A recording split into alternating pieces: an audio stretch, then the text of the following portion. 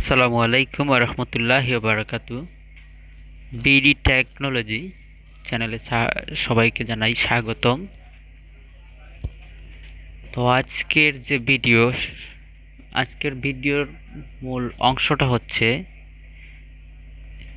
Two prevent enemy issue how often, যে ফেসবুকের ক্ষেত্রে অনেক সময় ভুল ভুল কার্ড সাবমিট করলে জিমেইল লক হয়ে যায়।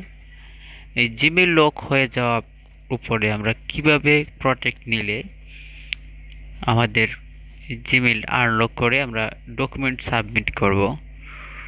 তো আজকের ভিডিওটা হচ্ছে ওই রিলেটেড।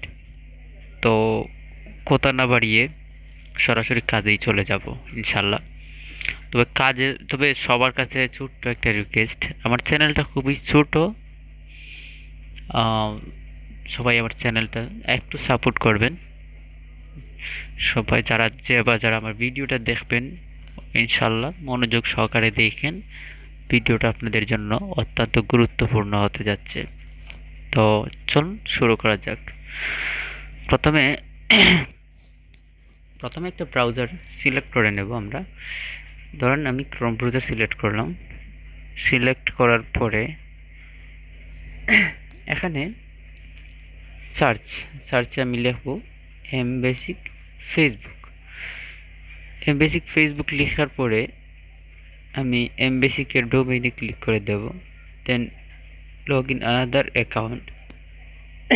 যেহেতু আমার কাছে ওইটা আগেই আছে অ্যাকাউন্টের মেইল পাসওয়ার্ড, আমি লগ ইন করে নেবো আমার সেভ টু পাসওয়ার্ড থেকে।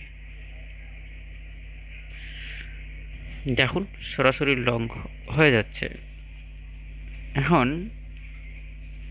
এখানে আমাকে টু ফ্যাক্টর প্রবলেম এটা মূলত, এবং ওরা অনেকবার বোল্ড কার্ড সাবমিট করছে। সাবমিট করার কারণে সাবমিট ব্লক করে দিছে। এখন আমাকে কিভাবে প্রোটেক্ট নিতে হবে আমি যাই দেখাই, একটু সামনে গিয়ে আপনাদের দেখাই যে এখন সাবমিট তো হবেই না। এই যে হ্যাভিং ট্রাবল আমি ক্লিক করব।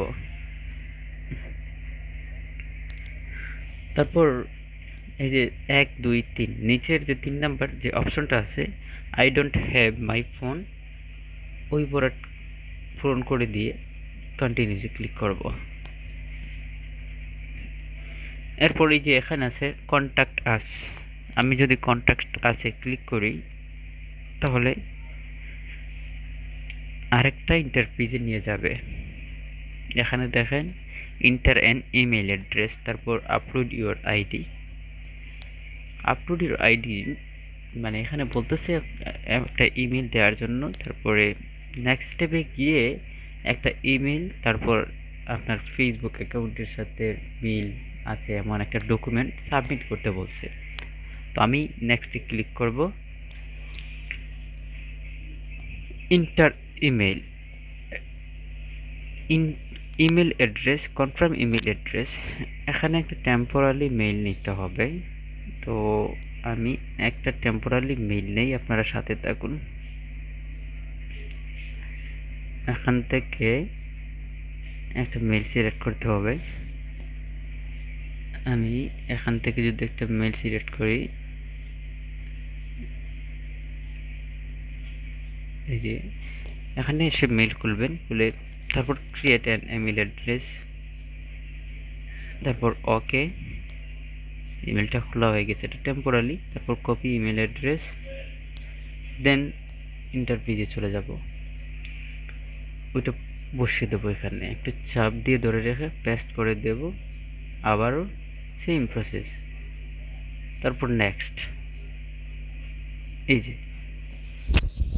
নেক্সটে ক্লিক করার পরে এখানে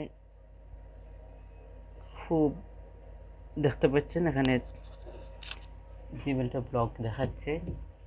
তো prevent enemy issue we limit how often you can do, যে বিষয়টা আছে। তো ওইটা প্রথমে আমাদেরকে কী করতে হবে, ওইটা পুরোপুরি কপি করতে হবে। ওইখান থেকে সরাসরি কপি করব। কপি করার পরে এটা তো কপি অলরেডি আছে আমাদের। এখন এই এই যে পেজটার কিন্তু একটা স্ক্রিনশট নিতে হবে, পুরোপুরি একটা স্ক্রিনশট নিতে হবে।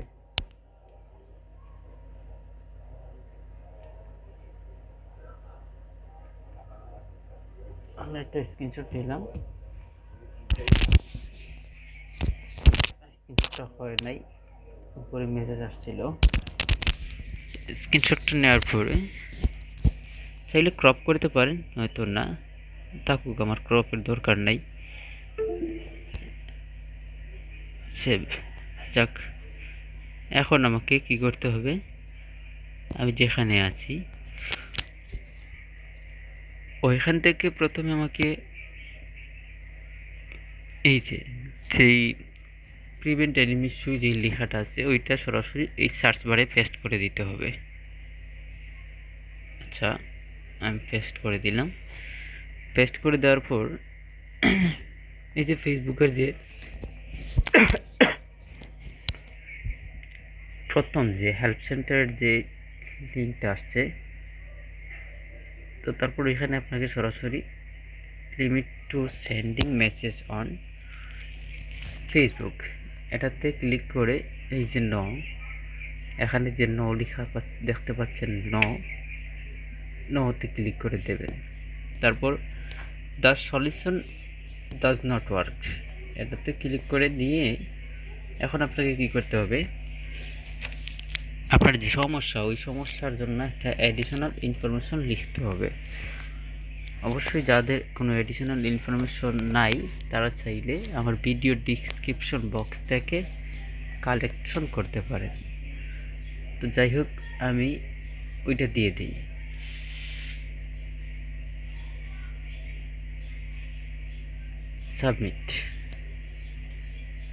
সাবমিট করে দিলাম। এখন আমাকে কি করতে হবে,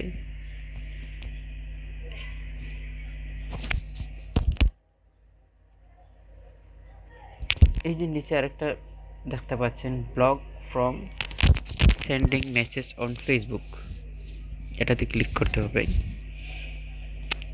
তারপর একটু নিচে আসতে হবে, আসার পর এখানে নোতে ক্লিক করবেন। তারপর আবার টু এখানে দিতে হবে the solution does not work same. এখানে আবার ওই আগের যে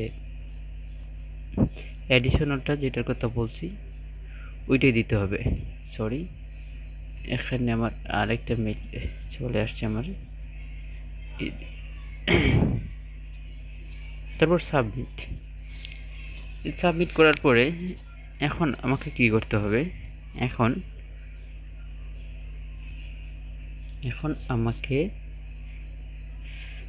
ফিডব্যাক করতে হবে। ফিডব্যাক তো আমি দুইটা জায়গা থেকে করলাম। এখন আমাকে কি করতে হবে, এখন আমাকে কমসে কম 1 সপ্তাহ বর্তমান লিমিট অনুযায়ী 7 দিন অপেক্ষা করতে হবে। 7 দিনের ভেতরে কোনোভাবেই আপনারা মেইল চেক করবেন না। 7 দিনের ভেতরে কোনোভাবেই আপনাদের কোনো মেইল চেক করবেন না, অ্যাকাউন্ট লগ ইন করার চেষ্টা করবেন না। ঠিক 7 দিন পরে যখন লগ ইন করবেন, লগ ইন করার পরে আপনাদের যে ব্রাউজার বা যে জিমেইল লক হয়ে আছে ওইটা আনলক হয়ে যাবে। তো ভিডিওটা এতটুকুই পর্যন্ত। সবাই ভালো থাকুন, সুস্থ থাকুন। আল্লাহ হাফিজ, আসসালামু আলাইকুম।